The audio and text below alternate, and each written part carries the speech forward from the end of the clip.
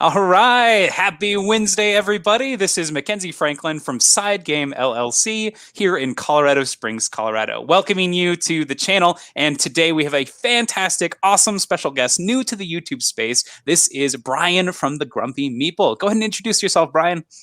Hi, everybody. I'm the Grumpy Meeple. You can see my dope t-shirt. My wife makes these with the Cricut hobby tool that I bought her for Christmas. She had no idea that she was going to be churning out this nerd stuff, but the thing is perfect for it. So yeah, so I'm very new to the kind of YouTube game. I think I launched my channel almost 3 weeks to the day ago, but I'm having a lot of fun with it. I'm kind of fumbling through it, taking feedback from people who are watching and trying to, improve and really just doing it for fun and so that I have somebody other than my completely disinterested wife and children to kind of rant at about this gaming stuff. My wife is so tired of hearing about Shadows of Brimstone. She just couldn't take it anymore. So We're so happy to have you on the channel, Bryan. So Bryan actually contacted me through a comment section on one of my other videos where I talked about games that you can really invest in. And he asked me, hey, have you ever heard of this game, Shadows of Brimstone? And I said I'd heard of it. It kind of fit in that same similar space of Kingdom Death where you assemble the models and it's a large lifestyle game. But he reached out to me and said, hey, we need to talk about this because if you don't know about it, more people need to know about it. So that's kind of where I'm at on this video. Anything you want to add, Bryan? No, I just that I'm in the exact same position with Kingdom Death.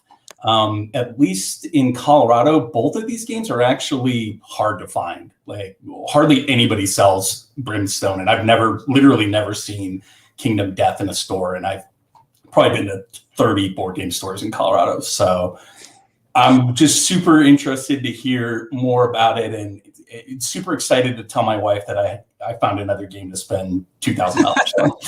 These are definitely huge boutique style board games. Generally, you're going to have to go to the publisher themselves to find them. You're going to have to kind of go bend over backwards to find content you're missing or expansions. In Kingdom Death, at least. How about yourself? How does Brimstone compare? Yeah, you can find the Brimstone stuff. Like you can get Brimstone on Miniature Market. There's a site that I recommend to people called, well, I guess Troll Horde doesn't actually have Brimstone. I'm thinking Core Space. But like Mini Market and the other kind of big retailers, and even Amazon does stock Brimstone stuff. But it doesn't have much of a physical retail presence in the region. And that's something that always bums me out because I would love to be able to just kind of go and pick up an expansion if I'm bored. And so what I do instead is I buy like 20 of them I basically bought everything. This one site, boardingschoolgames.com, happened to have a lot of older Brimstone stuff. And so I just dropped like $500 and I have a giant stockpile of it in the plastic just sitting in my basement waiting till I can ever actually play it. I'm sure there are so many gamers that sympathize and empathize with you. Oh man, I know that there's definitely piles of minis that are still left to be assembled and expansion content to jump into. But speaking of jumping into, let's go ahead and jump into the discussion. So we're here to talk about Shadows of Brimstone and Kingdom Death Monster. And we're going to do this format where we're going to kind of go back and forth discussing each of them. And we're going to go ahead and start off with a deep dive into what Kingdom Death is. And then we'll jump to Shadows of Brimstone. So first off, let's go ahead and talk about Kingdom Death Monster. So Kingdom Death Monster is a gigantic nightmare horror campaign game. You play as survivors that are all trying to do just that. Keep yourselves alive and prevent these nightmare creatures from killing you and your entire society. You play as kind of like a god in this world where you control all of the different survivors and you're not a single survivor. You send out 4 every year to go on a hunt to bring back food for this civilization, to develop yourselves, to get innovations, just kind of to do anything to increase your society. So the big thing here is that it is separated into those 3 main phases. So you've got the showdown phase, you've got the showdown phase, you've got the hunt phase, and all of these different ways to organize your, I guess, civilization. To go back for it, I'm kind of fumbling on my words here. Sorry about that. Let me pull up a quick link here to show you what the phases actually look like. You're doing great, man. Don't worry about it. Thank you. I appreciate it. I'm out of practice, so I'm a teacher in my day job, and we've been out of school for about 3 days. So there you go. There you go. I'm on Zoom like 8 hours a day, so oh man, a master of it.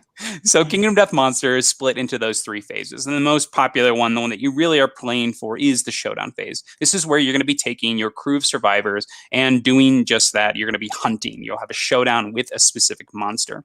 And you'll be fighting. They have their really cool AI deck that you'll be using against them. But before you get to that point, you're also going to have to survive through a hunt. And this hunt has you going through like a line of cards until you eventually reach that monster. And this hunt will basically be a collection of random events and tells the story of your hunters as they are getting to the beast. Mm-hmm. And then it culminates in a settlement phase where you're going to be coming back to your crew of your civilization of survivors and saying, hey, what are we going to do next? So the big thing is you go on the hunt, you find the giant beast, and then once you find this giant beast, you take all of its remains and you bring it back to your settlement and you innovate using those items. You create weapons, you create items, and you really decide how you're going to be as a civilization. So I really like this whole system, and that's really just a very broad overview. We'll get into more in depth in a bit. So next we'll talk about Shadows of Brimstone. So what's this game all about? Sure. So Shadows of Brimstone is a game that came out back in 2004. It's made by a company called Flying Frog Productions, and it's basically a co-op dungeon crawler, very much in the Warhammer Quest kind of milieu. It's damn near a re-implementation of Warhammer Quest, the original Warhammer Quest from 1995. So in terms of the theme of the game, it takes place during the Old West, during that kind of gold rush era. And in the process of searching for gold, these miners discover a material called darkstone that they learn has magical properties and becomes very valuable. And so they start hoarding it and collecting it, and these big companies come in and buy, collections of darkstone and dump them into warehouses. And it turns out that this material gets more volatile the more it's kind of gathered together. And so what ends up happening is the town of Brimstone, where the primary mine for this material is, ends up basically being ripped to pieces by a giant darkstone explosion. And the explosion destroys the town, but also rips a bunch of kind of holes or gateways in reality to other worlds and other dimensions and stuff. And so the kind of basic theme is really amazing and unique because it lets Flying Frog kind of go wherever they want with the game in terms of expansions, right? So, imagine you have an Old West saloon girl with a futuristic sci-fi gun from a derelict spaceship that is also powered by darkstone. And so it's connected to the Old West via a portal, basically, that you can go through. And maybe she also has a magma sword that she got from a hellish fire dimension, which is connected as well. And so you're playing as these heroes who are basically trying to push back the hordes of demons that are pouring through these gates to try and get this darkstone because it's as valuable to them as it is to us. In terms of the gameplay, so it's 1 to 4 player by default. I have played it with up to 4 people, I think. And I enjoy it at all player counts, but I mostly play it as it's solo. And I do enjoy it as a solo experience. And so basically you're creating a character from scratch, or if you have an existing character, you can pick up where you left off. And in the core game, you're just basically, each expansion comes with a book of missions, and you're just picking a mission and reading the kind of setup narrative and the, you know, the pass fail conditions and whatnot, and then going into the dungeon. And the dungeons are procedurally generated by one of the many, many decks of cards that come in this game. I'd be interested to know, because I know KDM comes with a lot of cards. I must have 3,000 cards for Brimstone at least. Like, it's insane, the number of, and the different decks. I've got a whole organizational system that I came up with over the last few years to try and keep this stuff kind of separated, because you're pulling from a deck, right, to tell you like what map tile you go to next. You're pulling from a deck to tell you what kind of enemy you're facing, and there are unique decks for all those things for all the different other worlds that you can go to as well. And so it's not the kind of game where you just like throw it in a box. You know, you gotta you gotta organize it, or you're gonna have a heck of a time getting started. Kingdom Death Monster is really nice, where the box itself comes with a very good organizer, and it also has little tabs. So very similar to your system you have here for Shadows of Brimstone, it comes with that. So it's kind of nice, and you're totally right. The main core box of Kingdom Death Monster is about a yard, so about 3 feet, and it's filled with cards. So it's completely to the brim, and that's if you have all the expansions and their sleeve, but it's packed, but it does come with those dividers. So it actually makes the gameplay surprisingly easy to jump into and get started. That's great. Yeah, Brimstone comes with a pretty crappy insert that there's just no way in hell you're getting away with it. So you saw on that picture, I have this ridiculous system where I have these little bins that I label with the name of the other world. And then, oh, look, there's the low threat deck, the medium threat deck, the high threat deck, and so on. And so this is about half of them, because I have a campaign going right now, so the other half is on my table. Gotcha. But yeah, and so the gameplay is heavily kind of die based. So by default, the rule is that you roll to move, which I know some people don't like. I kind of don't mind it. It adds a little bit of unpredictability to the, you know, to the game. You're rolling to attack, to defend, you're rolling on random events, you're rolling for the monster attacks. So if you don't like rolling dice, stay the hell away from this game, because you are rolling dice constantly. And that's definitely a similarity that Kingdom Death has. Everything is resolved based on D10s. It's not necessarily roll to move. There's some stuff that you can guarantee, and that's really where some of the strategy in the game comes from, because you can guarantee specific cards, specific behaviors. So it's all about kind of finding the balance between, is it worth risking this luck, or do I make sure I go for the guarantee? So it's a nice balance between the two. That's cool.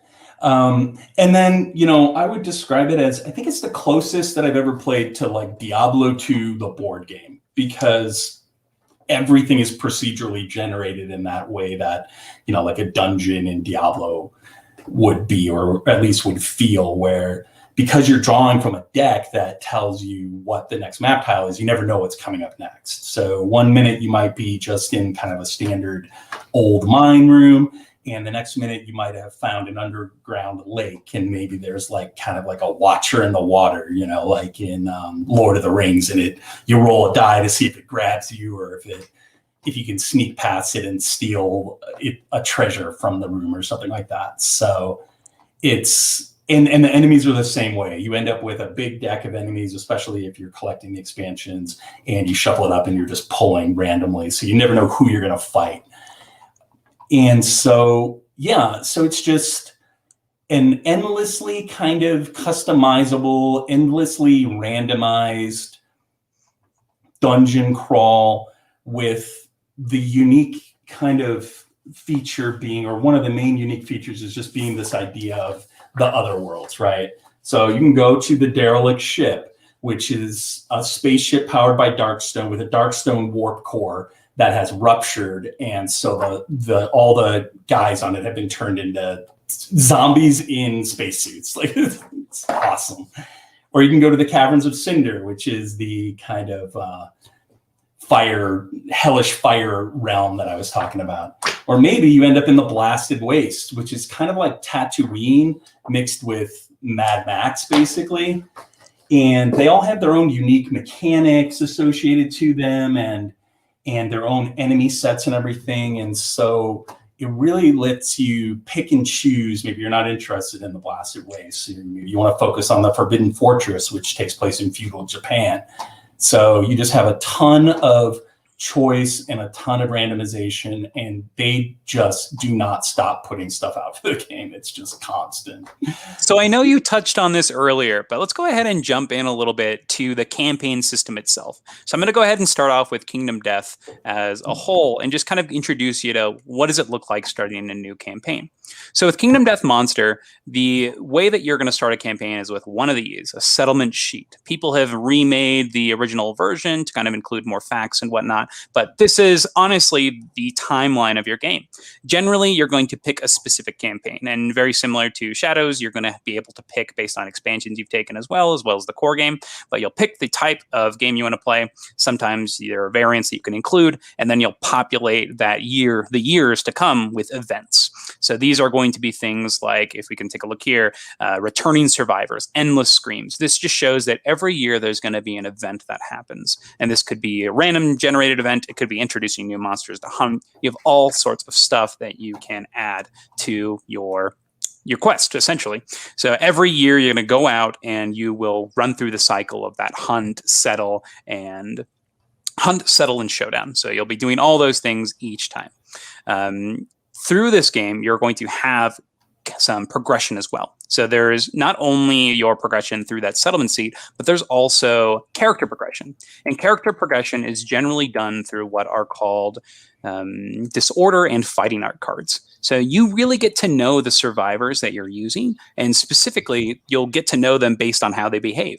They'll learn things during their fights, and that's what the fighting arts are, or they'll get messed up during the fights, and that's what the disorders are. You could have something where you're afraid of big monsters, and you just won't go hunt big monsters anymore. You could have things with binge eating disorders. If you ever find something you can eat, you'll eat it, even if you don't want to. Like, you might find a bug that'll kill you, but you're just so hungry that you'll eat it anyway. Alternatively, you'll have those fighting arts, which allow you to be like, ooh, I really like using this survivor. Let's bring him on this hunt. He might know where the enemy's blind spots are, or he might be crazy and get really excited whenever he gets to go kill something. So get that customization based on those disorders and fighting arts is a lot of fun. The next thing is the narrative itself. So the big thing that you'll be developing is your settlement itself, and that comes in the form of innovations and principles. Innovations are ideas that you'll have when you are coming back from hunts. These could be things like developing cooking, developing statues, art, all this stuff. But then you have something a little bit more in depth, and that's going to be your principles. During certain points, whether it be somebody dies, somebody's born, or you've just been around a while, your population's getting bigger, you're going to have to pick your principle.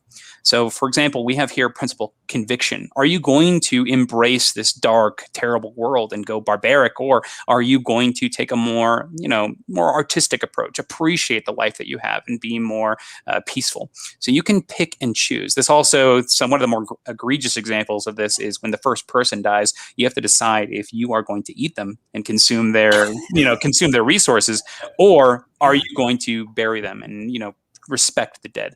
So there's a lot of practical application for this. Be like, in a game where I'm getting resources, it might be a good thing to cannibalize. Or you take it the more story aspect and be like, oh yeah, we're gonna do this because we're crazy. We're just born in this crazy setting and we're developing our society. This is the way. Like, you've got all sorts of different things to think about. And in addition to the settlement events and the principles, you're also going to get narrative based on the actual fights that you're playing against. And that's probably my favorite part of this game, are the fights. Whenever you attack something, whenever you are fighting a monster, they're going to come with their own deck of hit locations. And that's what this is. When you hit something successfully, you'll reveal a card and see where you actually struck them. This, for example, is the beast's paw. Then you'll see if you've actually wounded them. If you wound them, they might have reactions. Like this one says, if you miss the wound, something bad happens. You try to hit the hand, you missed. He's going to attack you because you're right next to his paw. Alternatively, you can get critical hits, which are the lantern 10s, and those will trigger something even cooler.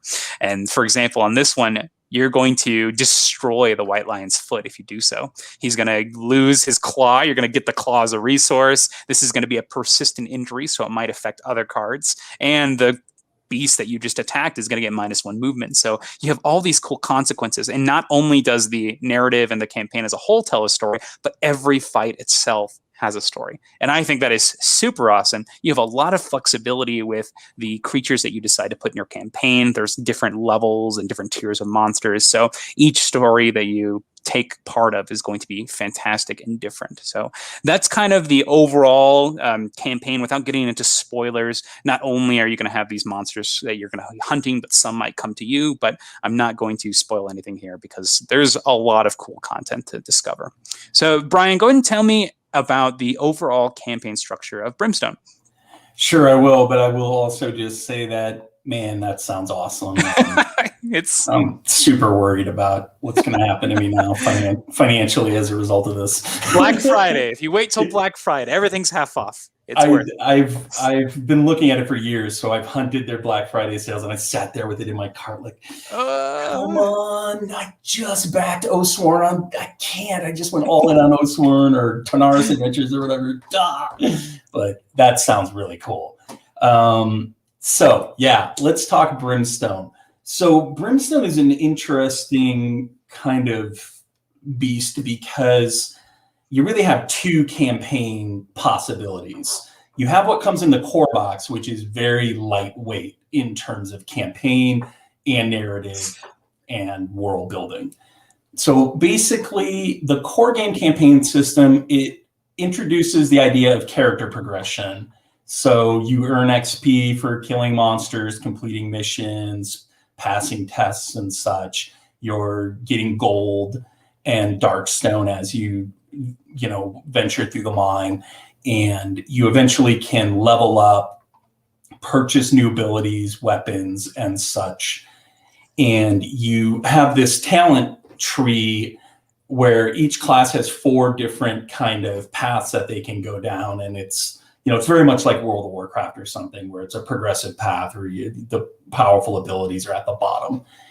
And you also have the idea of basically injuries and madness in the game. So it sounds like similar to KDM. You can, if you take too much damage physically, you can get injured, which could be anything from like a broken leg to a gushing wound in your chest, and each one has its own unique kind of effects on your gameplay. So the broken leg is going to slow you down, right? You're going to lose 2 movement points if you have your broken leg. I'm making this up, but generally. Yeah. Whereas if you break your hand, you have to remove one of your weapons because you're one-handed now, and in a similar fashion, you can also just kind of go crazy. So if you take too much damage from the madness, from all the insane, because one thing I didn't mention is it's kind of got a Cthulhu vibe to it as well, along with all this other crazy narrative stuff. There's the Darkstone is heavily implied to have kind of a corrupting effect. And so you can get corrupted where you'll mutate and your actual, like I had a character who had 2 heads. And this was great because he could wear 2 hats. So he could double the stats from hats. But every turn I had to roll a die. And if I rolled a 6, the 2 heads would get stuck arguing with each other, and I would lose my turn. Like, is that incredible? That's awesome. I love that creativity. That's fun. Yeah. And so the insanity is kind of a similar thing where you can just go crazy and you have to live with it until you get it fixed, basically. The way you get it fixed is at the end of each mission, you travel to a town, basically. And the travel mechanism and the town itself is very kind of simplistic and very kind of transitory in the core game. So you basically just roll on a die. You just roll on a chart that is called the travel hazards chart. So you're going from the dungeon to a town. You roll a die to see what happens on the way, and then you go to a totally random town. Doesn't have a name, doesn't have a kind of there's no kind of personality to it. It's just a random town with X number of random locations. And if you have an injury like you're a broken leg, you're just hoping that there's a doc's office there so that you can get it fixed. If you can't, then you have to keep going, basically.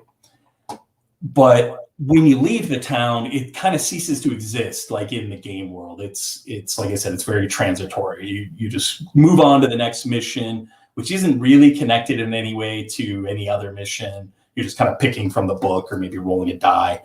And then the next time you come out of the dungeon, you're going to a completely different town that you're rolling or shuffling tokens to generate randomly.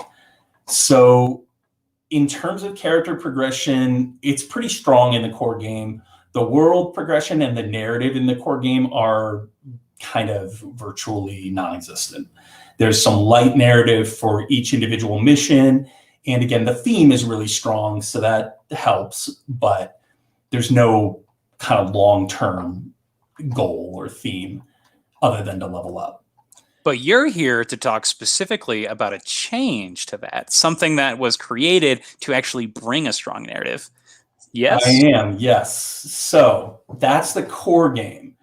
There's a fan-made expansion for this game called Hexcrawl that basically takes that underlying system and just layers onto it persistence, an overworld,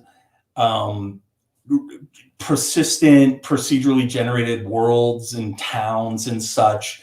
Your character has more kind of persistence, and it adds, there's a short story campaign, which adds very much that like narrative, like a Descent campaign or something, you know, where you're going from mission to mission and there's an overarching kind of storyline.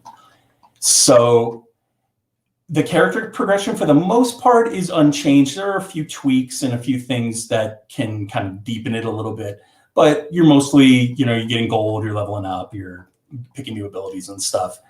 The sense of world and world movement in the game is completely altered and built out in a way that doesn't even get hinted at in the core box. So they give you this, and I brought a few props, as you saw earlier, but here's my map for Hexcrawl that I had printed and laminated. I spent like $150 at FedEx printing crap for this stupid system.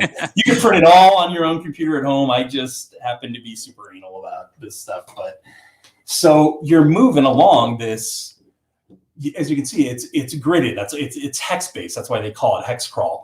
And so what I have is, I have a little meeple, cowboy meeple from a game called Tiny Epic Westerns, which I never played, but I cannibalized for Brimstone. And I'm just moving my guy around. So you have this idea of, oh, I'm in Seraphin. I'm not in random town number 1002, you know what I mean? And I'm trying to get to Brimstone. To do that, I have to cross this map. And so right off the bat, like if you did nothing else, because this system is very modular, you can kind of print what you want for it. If you did nothing but print this map and integrate the overworld movement rules, you are deepening the experience beyond anything that's available in the core box. And beyond what's available in most of, I play a lot of these games, a lot. KDM is one of the only ones I haven't played. And I don't think I've ever played one that is this kind of rich if you dive into this system. It just gives you like much more of a sense of like where you are, why you're doing what you're doing. The overworld movement adds a lot of danger and kind of immersion to the game because they have this system called the Wilderness Encounter System where random kind of procedurally generated events can happen as you move across the map based off of a die roll. So an example that just blew my mind, and I always use it as the example for this, was I had a mission where I was looking for a missing townsperson from one of the towns in the kind of middle of the map here. And I had to go to the dungeon, one of the dungeons nearby, one of the old mines, and see if I could find him. Which I did, but he had already died, unfortunately, because of how the mission played out. So I had to leave with his body in tow. And so what does that do? Well, normally when you're moving across the overworld map, you get 6 movement points a day. And depending on the type of terrain you're moving through, you have to spend either 1, 2, or 3. So if you're moving along a railroad track or a road, you spend 1 point. So you can get across a good little piece of the map. But because I had this body until my movement was reduced to 3 movement a day. And every day you roll on this wilderness events chart. So I was getting half as far and rolling twice as often on this chart. So I come out of this dungeon. Yeah. So I come out of this dungeon and immediately roll a wilderness encounter that resulted in the rope bridge that I was crossing breaking as I was going across it. And so half of my party fell into a ravine, and it immediately dumped me into another mission that I was not planning on going. You just got sidetracked, right? That's right. Right. So I had to fight. I had to split my party up and put half of them in the dungeon trying to find their way out, and the other half at the dungeon entrance trying to hack their way down to them and fight my way out of this completely random, totally unexpected, procedurally kind of generated event that just, it's incredible the amount of kind of spice and danger it adds to something as simple as just like going to turn your quest in. That's what I was trying to do. I was just trying to go back to town and get my freaking reward. And I end up in the bottom of a pit and fighting through another mission. So that's really interesting. So Kingdom Death Monster is a lot more abstracted with the way that they do kind of the travel. So you are in the middle of like this dark plateau, right? So it's just dark plateau of stone faces. And every time you hunt a monster, it's going to give you a path that you're going to travel along. And so you are, once again, abstractly just kind of chasing the scent of the monster. And he's represented by that mini on that hunt board. And so every time that you move, you have to pull an event. Very similar to your Shadows game, where you're going to be taking those events. And you don't really want those events because they can end up being pretty terrible or might have you go down something else. With the new edition of Kingdom Death, they're releasing little side adventures that can happen as you play. So that's kind of what you were talking about there as well. So I think it's very interesting that they have these two ideas, but I like the idea of Shadows that you have a map of the world as a whole, and that's super cool. I like that you can kind of plan where you're going as opposed to just being like this primalistic instinct of these survivors being like, we're just really hungry and we're going after that. So, yeah. And not only can you plan where you're going, but the missions from the adventure book for Hexcrawl comes with its own set of missions and rules and stuff. They will dictate where you need to go. So it'll say, okay, so your mission is this, you got hired to do a job, you need to go, and there's a rumor that some demons have been imprisoning people in one of the nearby towns. So roll a D8 3 times to identify which towns you need to go to, and then you have to go out. And so it's telling you where you have to go, and it's pushing you. And because the world is persistent, meaning that when you go to a town, you randomly generate it, but then that's that town, right? It doesn't change when you leave. So if that town happens to have a blacksmith and a doctor's office, maybe it's a good place to stop, but you might not find another town with a doc's office on the entire map. And so that also will dictate your movement. It's like such a simple idea, but it adds so much richness to the game and the sense of kind of world building, where my version of, the town, Seraphin, is going to be different than yours, and it's going to be different every time I play through a new campaign of the Hexcrawl. And so it really makes your decisions matter a lot more, because like a good example, another example I use is the first mission that I did when I first started Hexcrawl. This is brutal. Literally the first mission I did, I failed the mission.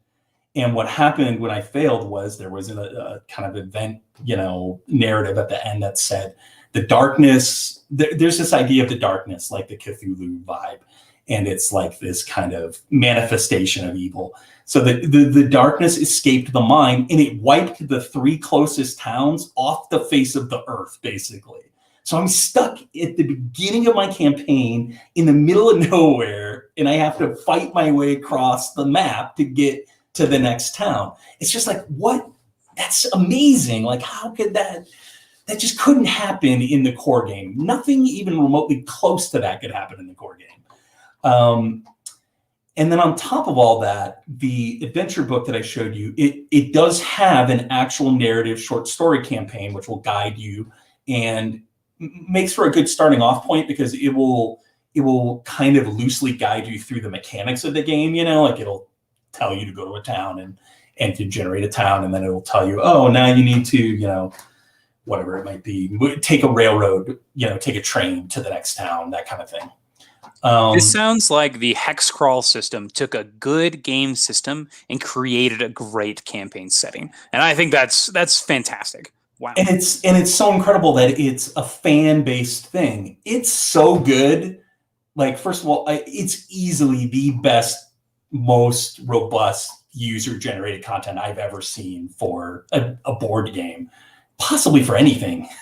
And it's so good that Flying Frog actually has their own campaign system coming out with that was packaged with the Kickstarter that they ran a few years ago for Shadows of Brimstone Adventures.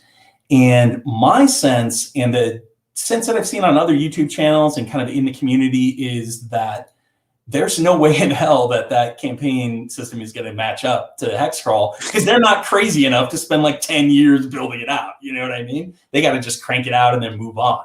So I'm excited to see what they do, but I don't imagine that it's going to be replacing the Hexcrawl system. Do you think that the Hexcrawl, I guess the group of Hexcrawl, will incorporate any of these potentially into their system if it's something that's actually good? Yeah, no, that's interesting. I think it's definitely possible. So there are currently kind of two main settings for Shadows of Brimstone. There's the Old West, and then there's the feudal Japan set that came out with Forbidden Fortress.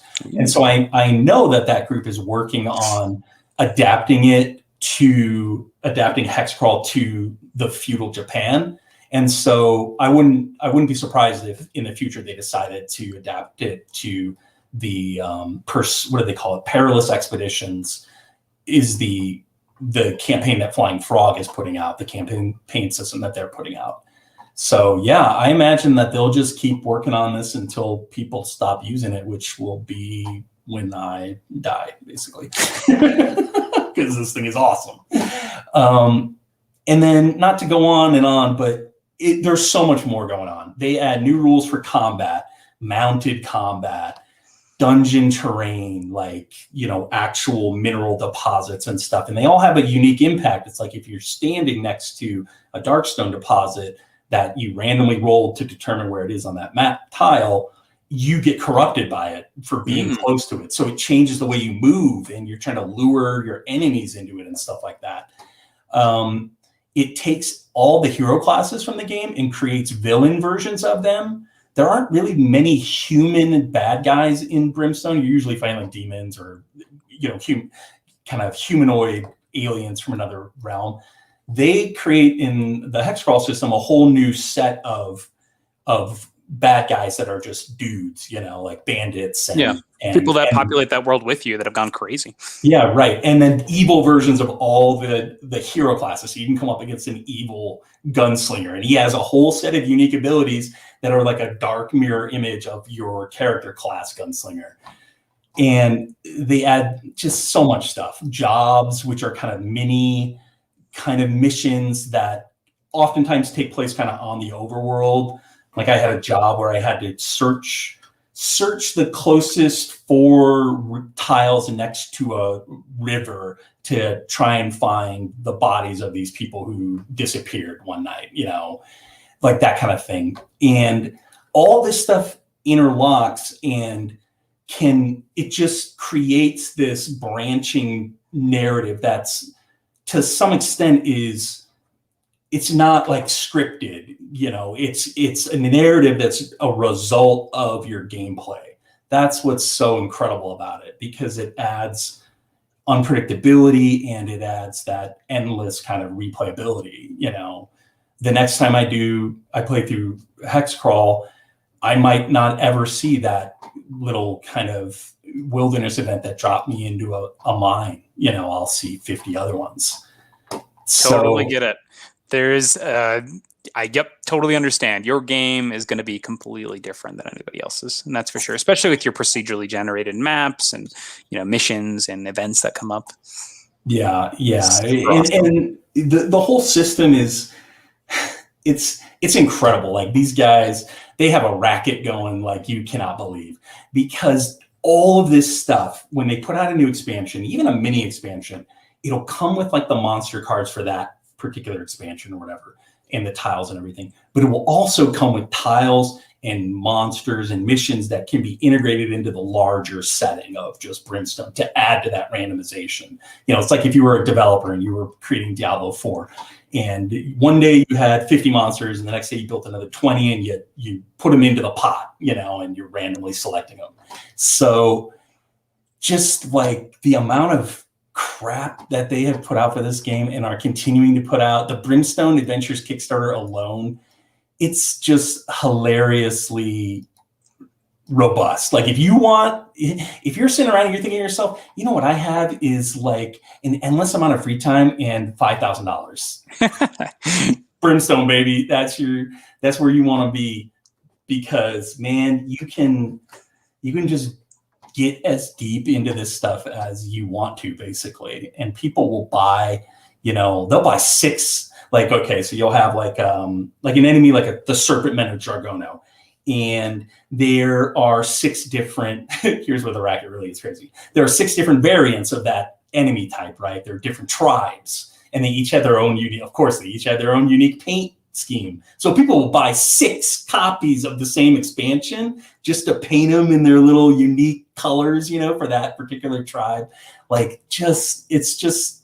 I wish I had come up with this. Like, and I guarantee you, Games Workshop is sitting around like, if we had known we could sell another $5,000-$10,000 worth of crap to people with this Warhammer Quest thing, we would have stuck with it, because you know they dropped that line for a long time. Warhammer Quest came out in 1995, and I don't think they brought out the kind of newer version until the Silver Tower until like 2010 or something like that. So yeah. For that whole period of time, there was just nothing. And from what I understand, this guy, Jason Hill, who kind of developed this system, he got his start writing like fan content for Warhammer Quest, and eventually ended up working on the game or having some kind of relationship with GW, and then just said one day, hey, why don't I just do almost the same thing, slightly different, and make it so that it can be expanded until the end of time, basically. Because they can do anything. They can do whatever they want. Like they could do dinosaurs. They could just say, yeah, you know what? You found a gateway to prehistoric America, you know, and there are dinosaurs, there's T-Rexes on the board. Or they could say, oh, what if we had an underwater world, or ancient Egypt, or like, it's just incredible how expandable it is with this simple kind of narrative, because you have to have that. You have to have that narrative tie, or else it just doesn't make sense. It all becomes very disconnected. Why are these guys from Tradera showing up on Earth? Well, they're here because they're hunting the Darkstone, and they're trying to collect it, and they want it just as much as you do. So it seems like there are a lot of just really cool ideas that are in the game already and for potential future expansions. Let's go ahead and move on to the next section, which is going to be about just our favorite thing. So I'll go ahead and start off with this. My favorite thing in Kingdom Death Monster has to be just the showdowns themselves. So the showdowns here are, you're going to have a group of 4 survivors that you're going to send out onto the battlefield. And these survivors are going to be outfitted with gear. And these are going to be part of what's called the gear grid. So you have a 3x3 grid that you'll be linking different things to. So you'll see on that cat bow and that helmet, there's actually a blue little icon. If you match those, you're going to unlock special abilities. And that's what you're going to be doing with those resources that you're getting from hunting monsters, is you'll be using those to craft these items and hopefully make combos and unlock special abilities through it. So you have a mini objective during each hunt of things that you're looking for, or maybe specific monsters you're going to go fight.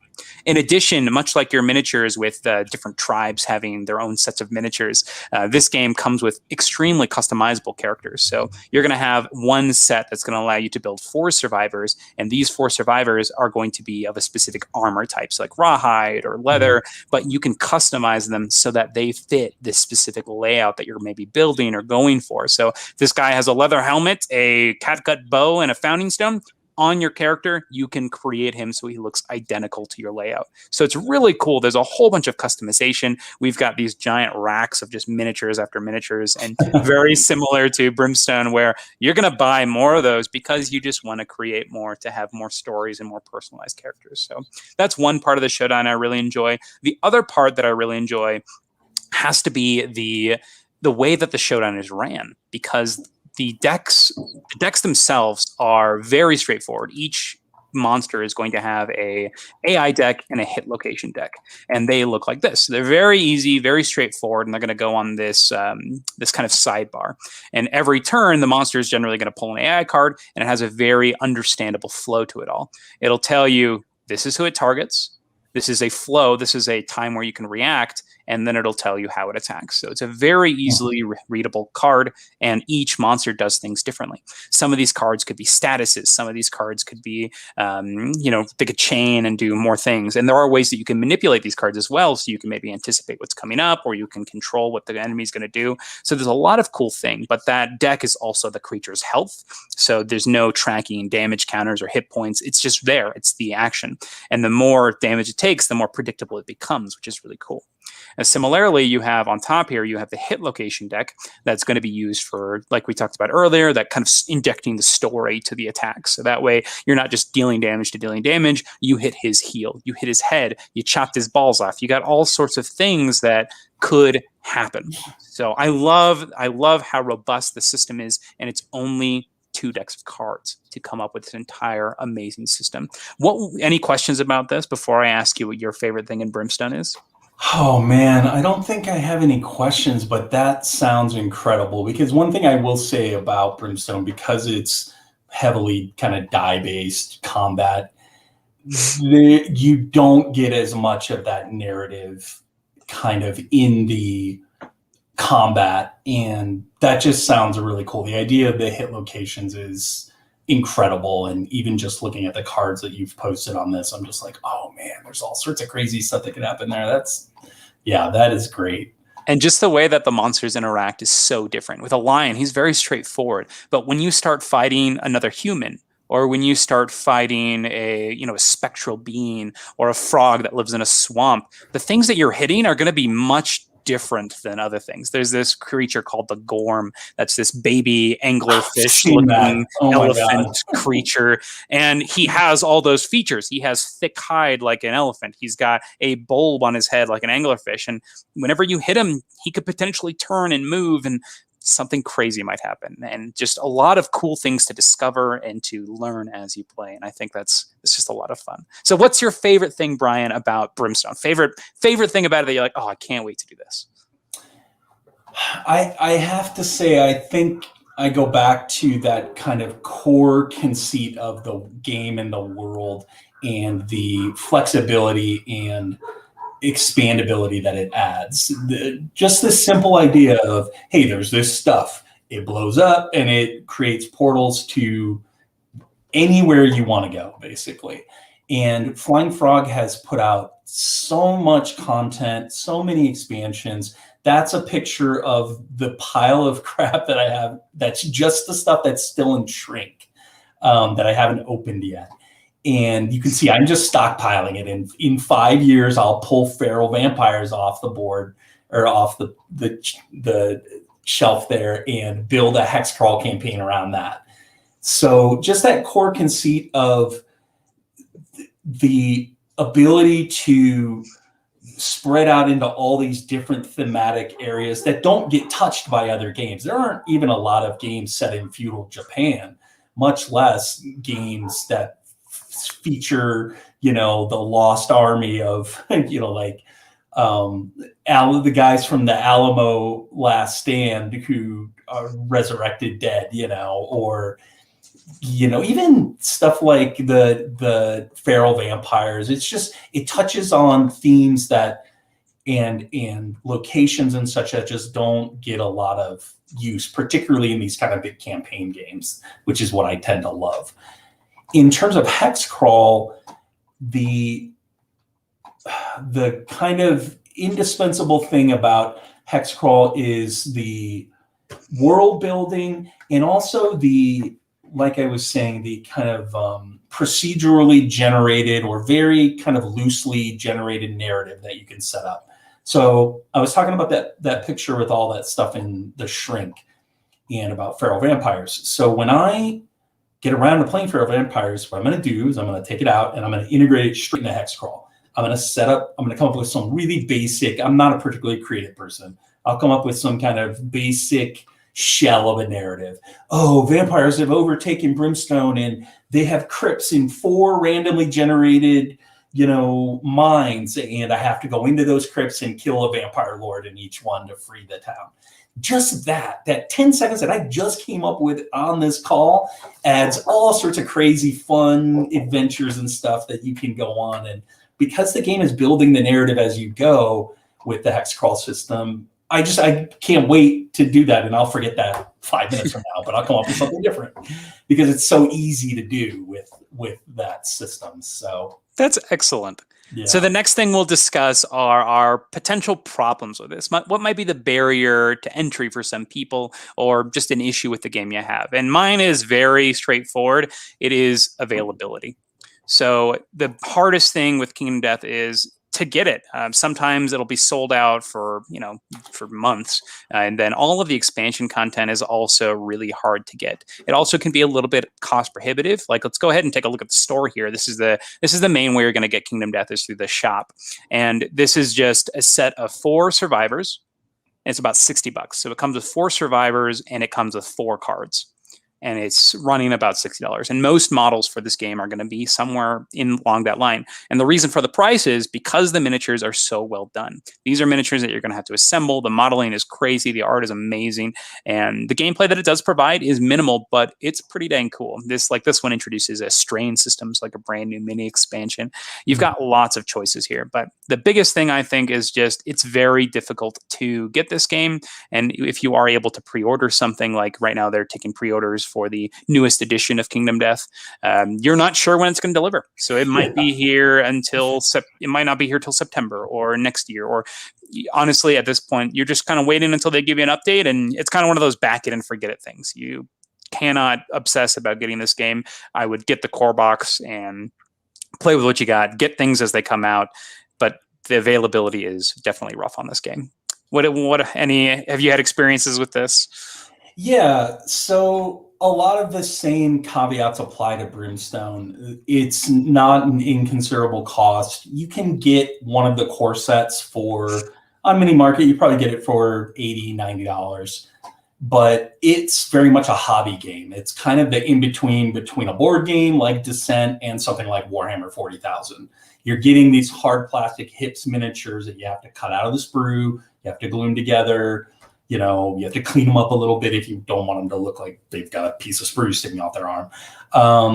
So there's the hobby element, and it really has opened the door to the hobby side of gaming for me, where I have paints that I'm terribly painting my miniatures with, and like all these primers. Oh, I'm going to prime this one Corax white, so that my undercoat is like, it opens up. It's an investment. The game is an investment. It's an investment in terms of the just sheer money, and it's an investment of time and energy. And it just kind of is one of those lifestyle games. And I know Kingdom Death is the same way. I was laughing when you were talking about, just kind of backing and forget it, because I see videos, I watch videos. It fascinates me. So like people talking about the gambler's chest, and they're like, I don't know, it'll show up in like 2025, whatever. It's got enough content for 5 years, And Brimstone is very similar. I backed the Adventures campaign. I want to say that campaign ran in 2019, and I have no idea. I just filled out the pledge manager for it 2 weeks ago. Oh my goodness. So yeah, it's just going to show up when it shows up. But when it shows up, it is going to be a pile of crap, the likes of which you have never seen. Like, you know what I mean? It's not going to fit on my table. And I have a 4x6 game topper table, and I'm not even going to be able to get it on that table. Oh boy. So seeing as there is this huge amount of content, what would be your advice to people to help them get into this? Yeah, so I think you want to start with deciding which kind of basic theme interests you more. If you like the Old West theme, then I would honestly suggest starting with the 2 core sets from the Old West, because there's a set called the Swamps of Death, and then there's one called City of the Ancients. And alone, they come with enough stuff to get started, but they don't come with enough stuff to get that kind of procedural generation engine moving. You know what I mean? You have to have a certain amount of cards and tiles and stuff to get that randomization up and running. And so if you like the Old West, those 2 sets are a tremendous value. I mean, this game, it comes with a soundtrack. Now, it comes with a CD, which is hilarious in 2021. I don't know what the deal is with that, but you can rip it and, whatever. I don't know about the legality of that, but whatever. But it comes with a ton of stuff, hundreds of cards, dozens of miniatures. You get those 2 core sets and you are off to the races with multiple other worlds that you can explore and such. And that's really where the game kind of sings. If you're more interested in the kind of Japanese, the feudal Japan setting, then just get Forbidden Fortress and really any expansion, because of the nature of the game. Like I said, you can end up on a spaceship and it's not kind of narratively disconnected. It makes sense in world. So you could get just the Forbidden Fortress core set, which is just beautiful. Like, the art is incredible in that set. The miniatures were a big step up from the original core sets. Now they've gone and redone those core sets recently, the first 2. But Forbidden Fortress is just an awesome game, and a theme that doesn't get touched very much. Like Rising Sun is, the one kind of standout I can think of that's in this same realm. So for me, I think that the biggest thing to do to kind of overcome that barrier, maybe that apprehension, is honestly just give it a try. There's a lot of guides. VibrantLantern.com is a great resource for Kingdom Death. It'll help you with assembling those initial models. It'll help you with organizing. It'll help you with sleeving. You've got just lots of resources at your fingertips because people want you to play this game. You're going to have a community that is looking to help you out with things because they're all just anxious for people to try out. So once again, I'm going to reference Vibrant Lantern. It comes with all sorts of painting guides and lots of resources for things to look out for, what comes in the boxes, and kind of the order to do things even. It also comes with links to Amazon so that you can get everything outfitted. And I know for me, that was my biggest apprehension with jumping into a game like this, was assembling the miniatures, because I don't really like doing that. I'm really uncomfortable with things like painting, things like assembling miniatures, because I'm afraid of the permanence, the fact that I could ruin something.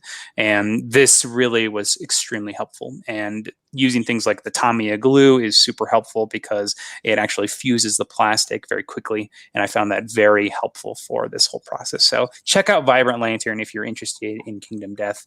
And I think it's a great resource. That's great. Yeah, there's I don't think that there's one central resource for Shadows of Brimstone, but there is another YouTuber that I watch, the guy who does, it's called The Dungeon Dive, I think.